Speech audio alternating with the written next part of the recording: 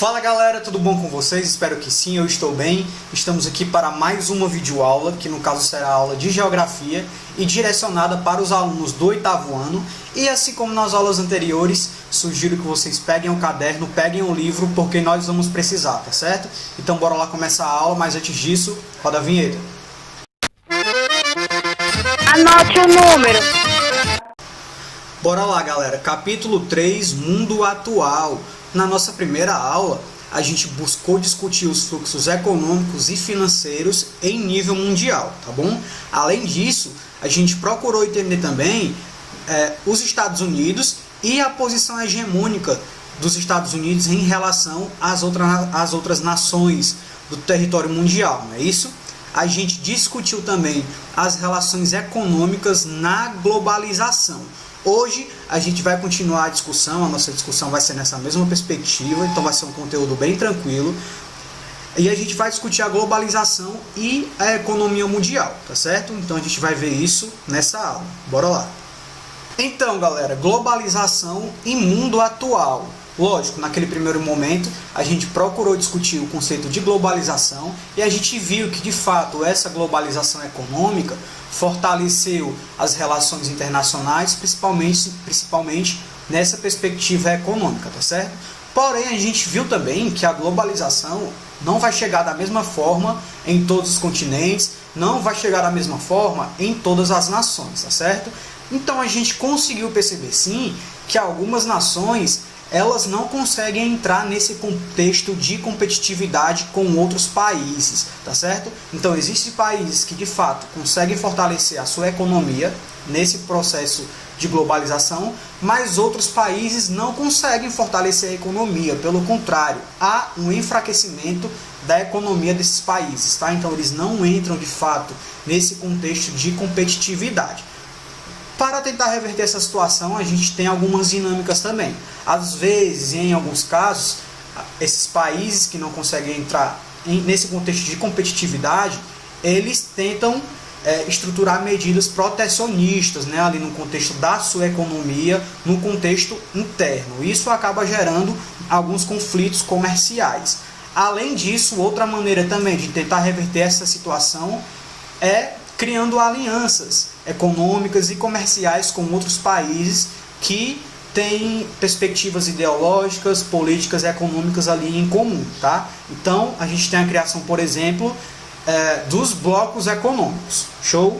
E um dos exemplos de bloco econômico que a gente tem no contexto atual é a União Europeia, não é, que foi criada lá em 1957 com esse objetivo de tentar fortalecer a economia e, de certa forma, o contexto social desses países membros, tá certo? Então, além desse fortalecimento econômico, a gente percebeu também que a União Europeia trouxe outras medidas, tá?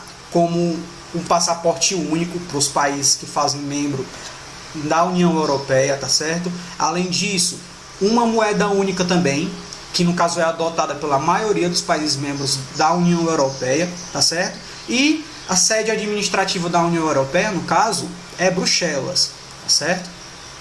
E um outro exemplo que a gente tem, inclusive, aqui no contexto da América do Sul, é o Mercosul, tá? Que foi fundado em 1991 e tem como membros o Brasil, o Paraguai, o Uruguai e a Argentina, tá certo?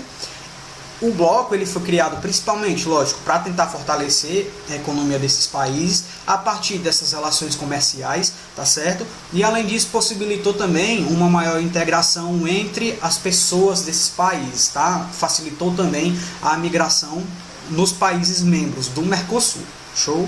Além desses blocos econômicos regionalizados, galera, no contexto atual surgiram outros blocos econômicos que não necessariamente estão inseridos no mesmo contexto regional, tá certo? E a exemplo disso a gente tem o BRICS, que no caso é o acordo econômico, de certa forma social, entre países que são considerados emergentes, tá certo?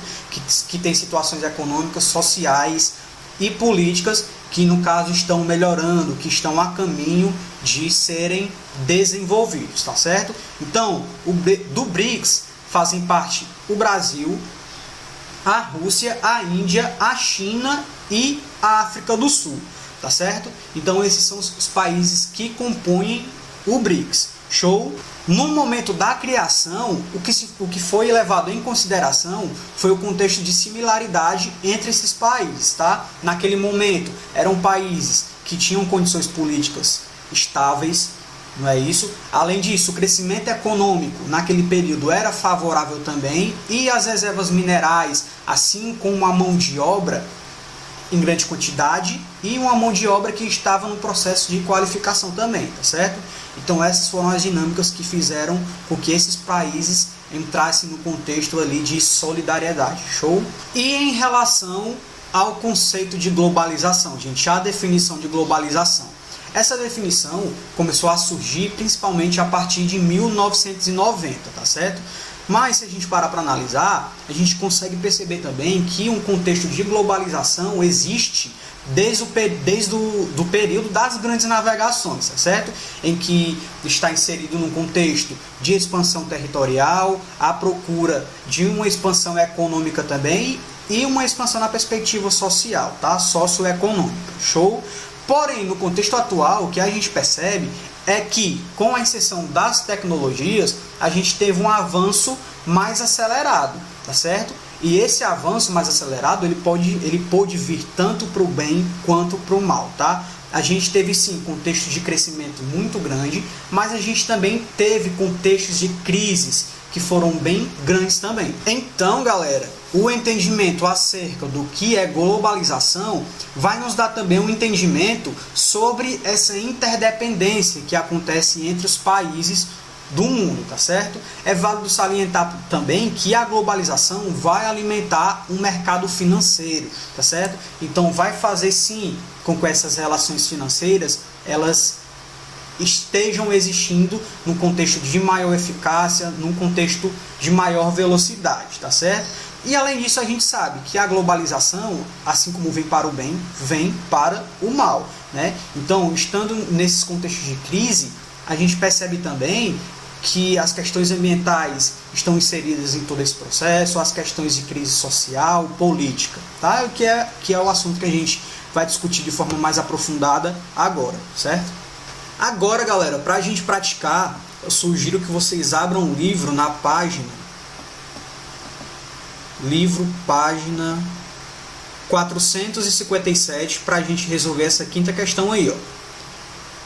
Que é bem facinho, bora lá, ó. Quinta questão da página 457. No mundo globalizado, qual é a importância dos países firmarem acordos econômicos? Então, galera, e aí, qual é a importância dos países firmarem esses acordos econômicos? Os acordos econômicos, num primeiro momento, surgiram no contexto de crise, não é? Então, os países, eles se juntavam para tentar fortalecer as suas economias e o seu contexto social também, tá certo? O que é que a gente tem? Considerando que existem países que se inserem no contexto de hegemonia no globo terrestre, tá?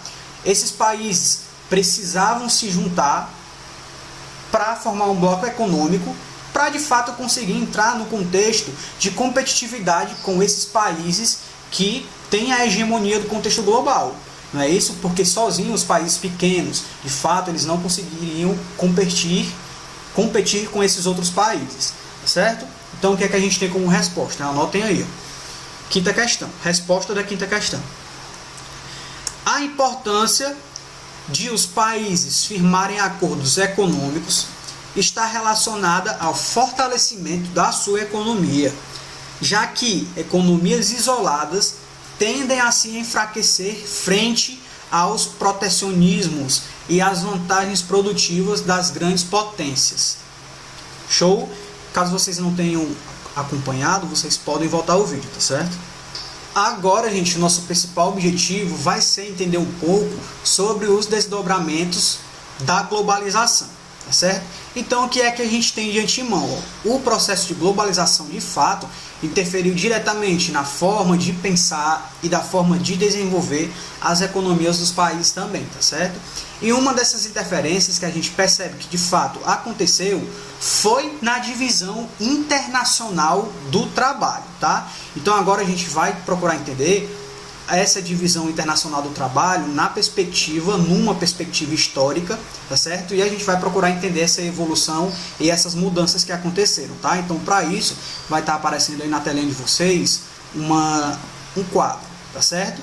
Então, o que é que a gente tem? Aí no topo a gente tem a primeira divisão internacional do trabalho, que aconteceu entre o século XV e o século XVI, tá?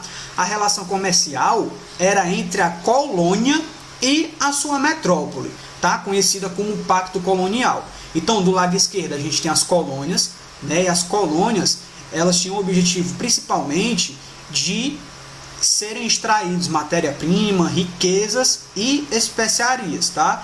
Já do lado direito a gente tem as metrópoles, que no caso as metrópoles iriam produzir e exportar produtos manufaturados, tá? Então essa é a nossa primeira divisão internacional do trabalho. A nossa segunda divisão internacional do trabalho, gente, aconteceu entre os séculos 16, 17 e 18, tá? 17, 18 e 19 no caso. Então o que é que a gente tem? Ó? Do lado esquerdo a gente tem as colônias e os países subdesenvolvidos, que no caso seriam os que iriam fornecer matéria-prima, riquezas e produtos de produção primária, agropecuária e minerais, tá certo? No primeiro momento não vai se diferenciar tanto em relação à nossa primeira divisão internacional do trabalho, porém foram agregados algumas dinâmicas aí, tá? Do nosso lado direito, ainda nessa segunda divisão internacional do trabalho, a gente tem os produtos industrializados, tá? Que eram direcionados principalmente pelas metrópoles ou os países, no caso, desenvolvidos, certo? Agora a gente chega na nossa terceira divisão internacional do trabalho, que acontece principalmente a partir do século XX. Então, do lado direito, a gente tem definição de países, do lado esquerdo, tá? De países subdesenvolvidos, e do nosso lado direito, a gente tem países desenvolvidos. Os países subdesenvolvidos iriam disponibilizar produtos de indústria de base, certo? E além disso, seriam também industrializados, de certa forma, se encontrariam num processo de industrialização e de fornecimento de matéria-prima também, tá? No caso dos países desenvolvidos, os países subdesenvolvidos iriam disponibilizar também produtos industrializados, porém esses produtos industrializados estariam diretamente relacionados ao alto desenvolvimento tecnológico e aos investimentos financeiros principalmente. Show, galera? A partir disso, galera, o que é que a gente tem ao analisar esses dados, tá?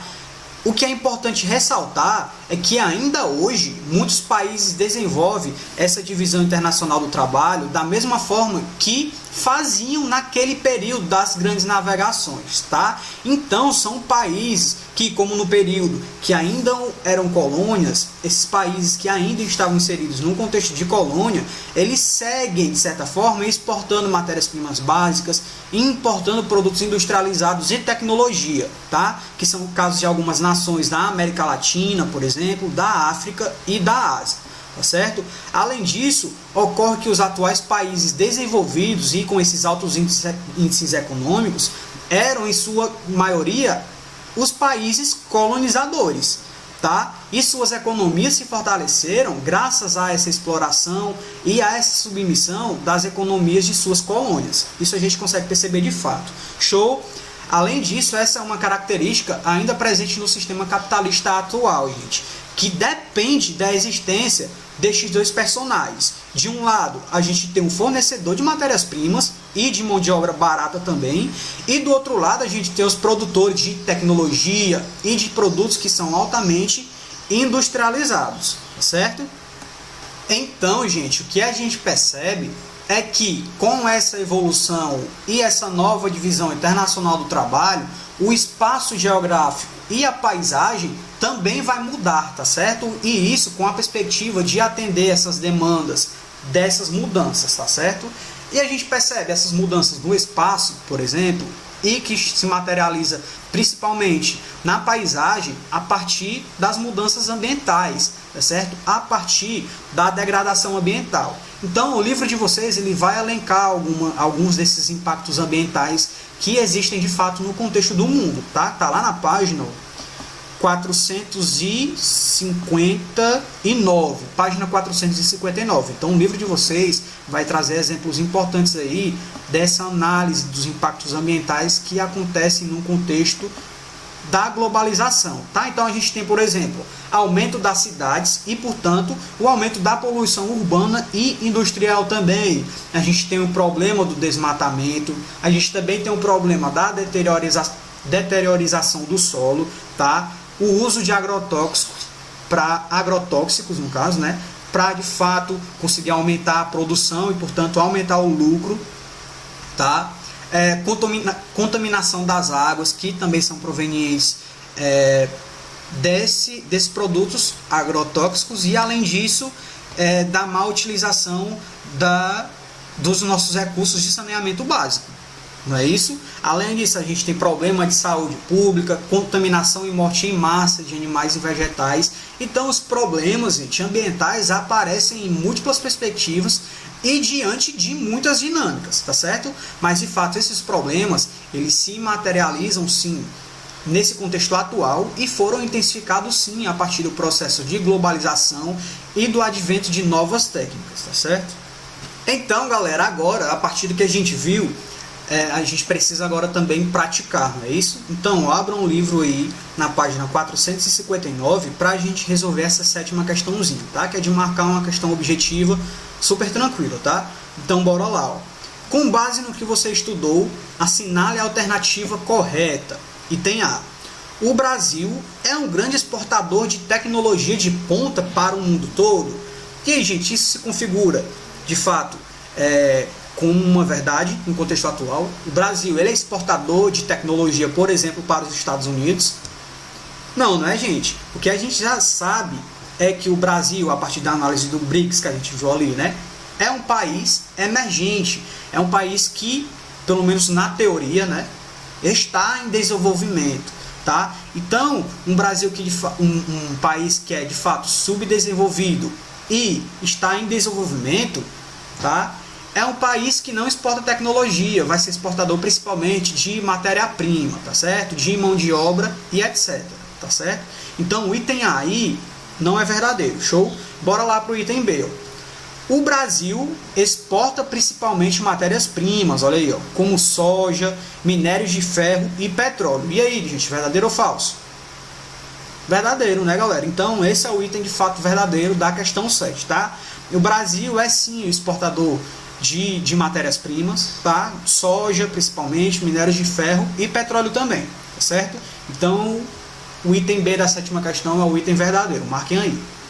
Então é isso, galera, a nossa aula termina por aqui. Eu espero que vocês tenham entendido e vocês já sabem, né? Caso não tenham entendido, vocês podem entrar em contato comigo pelas redes sociais, podem falar com a escola também, que a escola repassa dúvida para mim e eu procuro tirar a dúvida de vocês. Além disso, agora a gente tem a nossa ferramenta do Google Meet, né? Agora a gente tem uma aula online e lá vocês podem tirar as dúvidas também, tá certo? Então é isso, continue estudando, um abraço e até a próxima, valeu? Um abraço, valeu!